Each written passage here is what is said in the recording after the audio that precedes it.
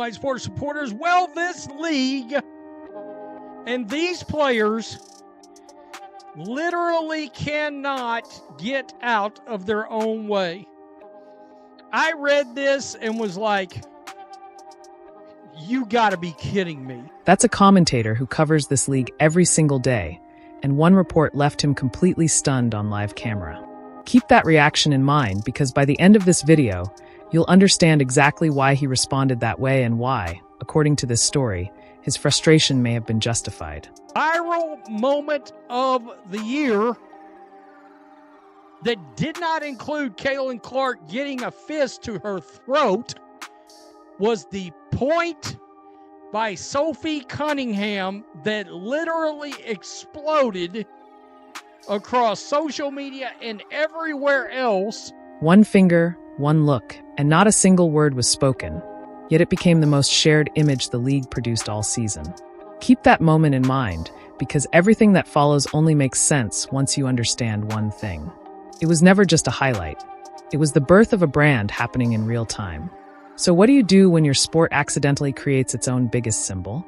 Apparently, not what any reasonable business would do. To hurt a lot of feelings. Sophie Cunningham is the number 2 biggest star in this league.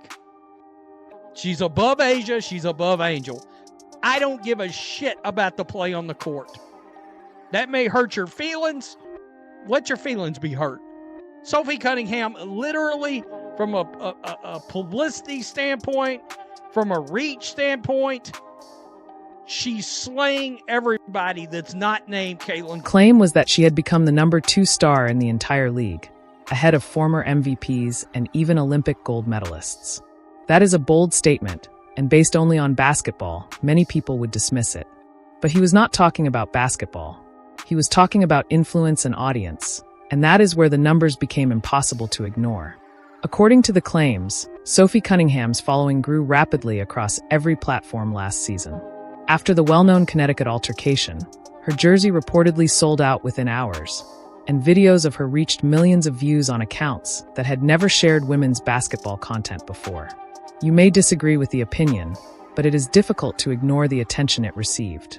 Keep one important detail in mind, because later in this video, an actual rejection memo appears.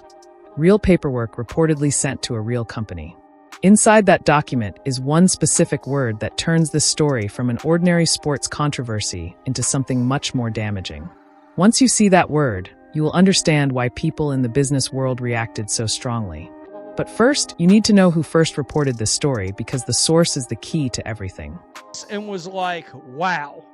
Darren Rovell. Now, guys, in case you don't know who Darren Rovell is, he is one of the leading insiders when it comes to sports business. He was on ESPN for years and years and years, doing stories involving, for example, media rights deals, etc., etc. Think Sports Business Journal or some entity like that. He doesn't work for them, but that's his lane. Andrew Brandt is another one that's really good. But he's a sports business. And that background is exactly why this matters. Darren Rovell is not an anonymous account chasing attention. He built his career at ESPN and CNBC covering the business side of sports, including media rights, trading cards, and licensing deals that most fans never hear about. People in that industry answer his calls. So when someone whose reputation is built on sports business documents says companies are being told no, it suggests that real businesses with real budgets were ready to make deals. Keep that in mind, because this story was never simply about hurt feelings online. It is about reported business rejections and revenue that was ready to move. But before we get to that rejection, you first need to understand how deeply this moment had already become part of the culture, because that is what makes the reported decision so surprising. Scott Agnes put out a story. Every camper gets a photo with Sophie Cunningham, and as you can expect, they all want to do the signature point. So let's look at it right here. Scott Agnes put this out. You get 1 point and the ball. 1 point and the ball. You get the common foul. Look at that. The young lady's black. Look at that. Look beyond the simple photo, because what Scott Agnes is describing is exactly what marketing executives spend their careers trying to create. Every camper, not just a few, but every single child waiting in line, wanted to copy the pose in their photo. Those kids were not following last summer's online drama. They were not thinking about a game against the Phoenix Mercury. To them, it was not an insult or a statement.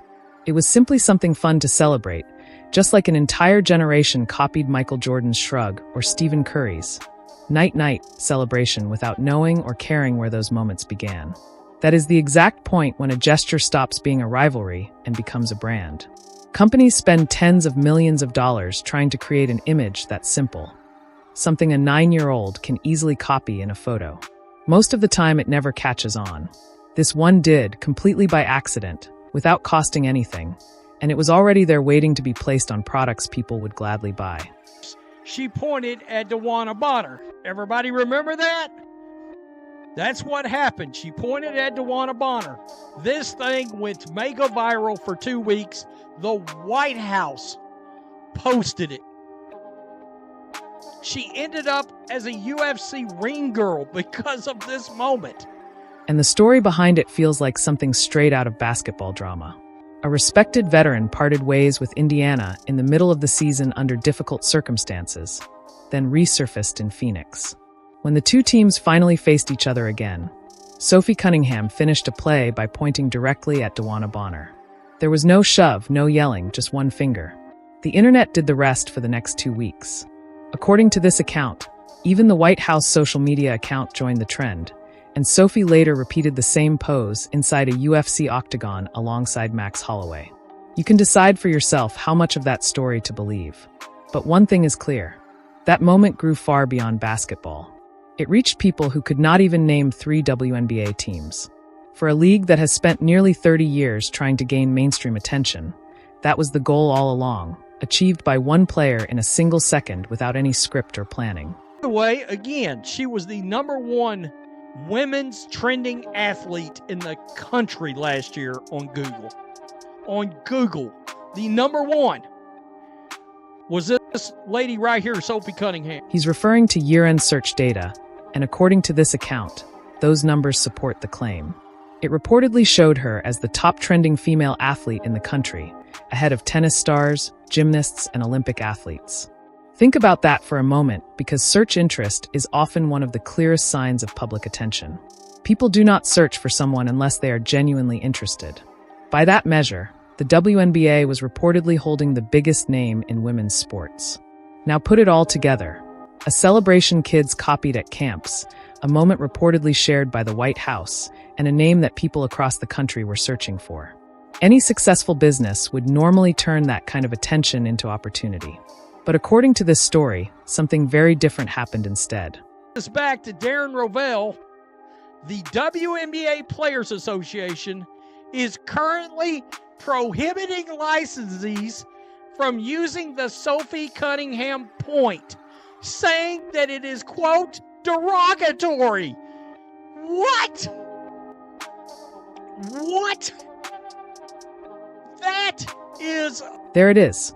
According to Darren Rovell's reporting, the WNBPA is reportedly telling licensees they cannot use Sophie Cunningham's pointing gesture. The reason given was one specific word: derogatory. Now take a moment to understand what a licensee actually is, because this is where the story becomes important. When a company wants to use a player's name, image, or signature moment on a t-shirt, trading card, poster, or bobblehead, that request usually goes through the union's group licensing process. The union gives approval, the product is released, and the players receive revenue from those sales. So if this report is accurate, this was not a decision made by the league office, and it was not the result of a court ruling. According to the report, it was the organization responsible for helping players maximize their earnings, deciding that the most popular piece of player-related branding the league has produced in years could not be used. Notice what the reported objection was not. It was not about poor timing, contract details, or negotiating a better deal. The reported objection was based on principle. According to the report, the league's most recognizable image in years was labeled as derogatory. Sophie Cunningham, I would be kicking and screaming. What? I saw this and was like, oh, this league is ate up with the perpetually offended. The most viral moment of the year can't get licenses because you got players that were... Now, I'm going to do what that clip didn't do and explain the union's side for a moment, because there is a version of this that makes sense. But first, notice what he just did. He assumed which players were upset and why. None of that has been publicly confirmed. No names have been released, no internal explanation has been shared, and nothing has been officially documented. So let's separate what has been reported from what has only been assumed. Here's the strongest argument for the other side. The pointing gesture was directed at one specific person. DeWanna Bonner is also a member of the union, a two-time champion who has spent more than 15 years in the league. A players' association is responsible for representing every player, not only the biggest stars. It also represents the veteran who became the target of the moment. When the gesture first went viral, opinions were genuinely divided. Many people thought it was one of the most memorable moments of the season. Others believed a younger player was mocking a veteran during one of the most difficult periods of her career. Some of the online discussion also became personal and crossed the line, which no one should support. So the concern itself is real. But this is where the argument begins to fall apart. Protecting a player's dignity and banning an entire licensing opportunity are two very different responses. Sports history is filled with moments of rivalry that later became valuable marketing. Dikembe Mutombo turned his famous finger wag, which referees once penalized, into an iconic brand and national commercials. Allen Iverson stepping over Tyronn Lue became one of the most famous images in basketball history. The NFL spent years finding touchdown celebrations before realizing fans loved them, and now those moments are regularly featured in promotional content. The taunt is not a flaw in sports marketing. Many times, it becomes the product itself. If the new standard is that no gesture can ever offend an opponent, then much of the sports memorabilia business would disappear overnight. How does DeWanna Bonner have this much power? She quit on the team. This person said, no, they aren't. That's a made-up... There are two things going on in that clip, and one of them needs to get shut down right away. Pointing the finger at Dana Bonner personally for a union licensing call is nothing but speculation. There's absolutely no reporting anywhere that she personally asked for anything, and a players' association decision comes from a committee, not one person's say-so. Naming her specifically is exactly how a normal business story turns into something that looks like a harassment campaign, so we're steering clear of that here. The second part is actually a fair question worth digging into. Is any of this even real, or did the internet just make it up? Stick around and watch what kind of answer he actually gave. Answered, yes, it's very real. Just spoke to someone with a big company who showed me their rejection. They got a rejection. They sent them a rejection memo is what happened. That right there is the receipt. A skeptic tells him straight to his face that it's fake, and Rel doesn't even flinch. He says he personally talked with a major company and saw their rejection with his own eyes. Let's break down everything packed into that one sentence.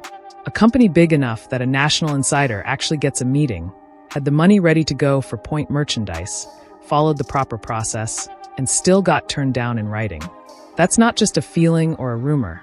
That's an actual documented request getting rejected on paper.